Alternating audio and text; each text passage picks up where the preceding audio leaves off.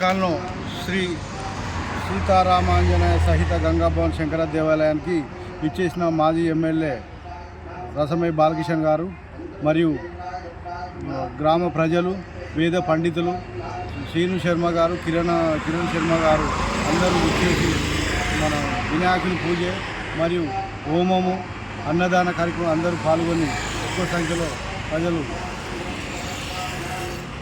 పాల్గొనాలని అధిక సంఖ్యలో ప్రజలు పాల్గొన్నారు. మరియు రేపు ఎల్లుండి శుక్రవారం సాయంత్రం దాకా కొనసాగుతున్నారు.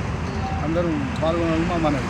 వారు వేద పండితులు శ్రీను శర్మ మరియు కిరణ్ శర్మ వేద పండితులు అందరూ ఆధ్వర్యంలో మరి ఎక్కడ లేని విధంగా రామాలయం మరియు శివాలయం అందరూ విచ్చేసి అందరూ పాల్గొనాలని మా మనవి. మరియు ప్రతిష్ట పూజలు, అన్నదానం అన్నీ జరుగుతున్నాయి.